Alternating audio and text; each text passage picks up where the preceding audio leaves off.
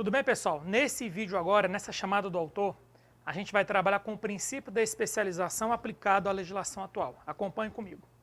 A portaria 163, que é uma portaria conjunta entre a STN e a SOF, que eu considero uma das principais portarias de AFO, direito financeiro, porque ela padroniza a classificação quanto à natureza da despesa e da receita em toda a federação, diz o seguinte, que a LOA, quando da sua publicação, deve ser discriminada pelo menos até modalidade de aplicação.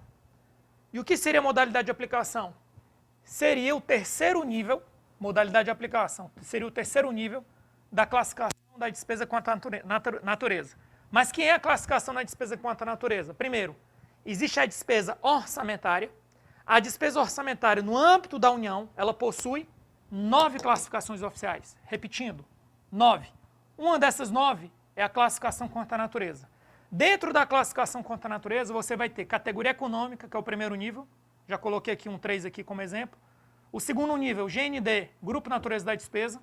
O terceiro nível, modalidade de aplicação com 2 dígitos. E o último nível, elemento da despesa, com 2 dígitos. Preste atenção, elemento da despesa não é sinônimo de elemento da Lei 4.320, da outra chamada do autor. Elemento da despesa, quando a banca, quando o examinador usa essa terminologia, ele está se referindo necessariamente à classificação quanto à natureza. E aí eu vou discriminar agora e vou fazer algumas perguntas para você. Aqui você está vendo a categoria econômica, corrente e capital, com os respectivos códigos nos termos da portaria 163. Depois você vai ter os códigos do Grupo Natureza da Despesa. 1, 2, 3, 4, 5, 6. 1, 2, 3 só se comunicam com a corrente. 4, 5, 6 só se comunicam com a capital. Despesa de capital.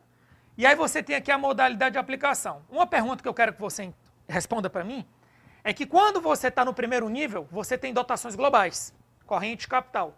Quando você está no segundo nível, você continua tendo dotações globais. E aí você aprendeu com base no princípio da especialização que você deve discriminar cada vez mais. Beleza, a gente vai discriminar. Aí você vai para a modalidade de aplicação. A modalidade de aplicação, ela não trabalha em que você vai gastar. É diferente daqui, ó. Aqui você responde em que eu vou gastar, corrente e capital. Em que eu vou gastar, corrente. Corrente é um tipo de despesa, capital é outra. Pessoal, os juros e outras. Você está detalhando a classe do gasto. Em que você vai gastar. Quando você chegar na modalidade de aplicação, você não vai adicionar nenhuma informação sobre em que você vai gastar. Você vai adicionar informação como você vai gastar. É a estratégia do gasto. Você pode gastar você mesmo contratando, você transferindo para um terceiro ou você delegando para um terceiro. Transferência e delegação, você passa para um terceiro. Isso vai ser aprofundado ao longo da nossa obra, do nosso livro. Então, onde eu quero chegar com isso? Que modalidade de aplicação não te ajuda em nada em discriminar a dotação global. Não ajuda. E aí você vai me responder. Então, vamos para o elemento da despesa. O elemento da despesa, você separa pessoal civil de militar, que nem precisava, porque despesa com pessoal já é um elemento, de certa forma, nos termos da Lei 4.320. Material é material, só que aqui para material de consumo e material permanente. Serviços, separa serviços de terceiro pessoa física, serviço de terceiro pessoa jurídica, ou seja, aqui detalha muito bem. Só que aí tem um detalhe, certo? Tem um porém, que a portaria 163 diz que você não precisa detalhar até aqui, ó. Então, na hora que a LOA é publicada, a LOA só aparece no Diário Oficial da União ou no Diário Oficial do Estado, a LOA só aparece daqui para lá. Essa parte aqui, ó, não aparece. E aí o que é que acontece? Que algumas bancas, principalmente o Sebrasp, já cobrou em prova.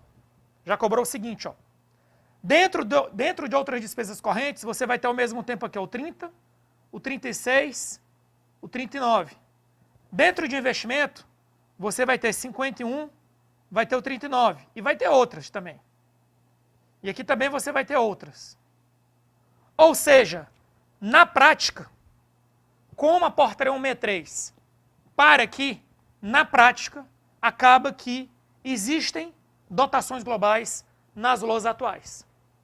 Aí você vai me perguntar, beleza, então, isso quer dizer que o princípio da especialização é ou não é observado? Aí o que é que eu vou responder para você, que inclusive isso eu aprofundo mais no nosso livro. Se existisse apenas uma classificação da despesa, existem 9. Mas hipoteticamente, se existisse apenas uma classificação da despesa, que é a classificação quanto à natureza, que é essa que a gente está discriminando, sim. Sim, realmente haveria dotações globais, porque você vai misturar ao mesmo tempo serviço com material. Aqui tem 52 também. Serviço com obras com material permanente. Você misturaria tudo isso. Isso aqui é uma dotação global, outras despesas correntes.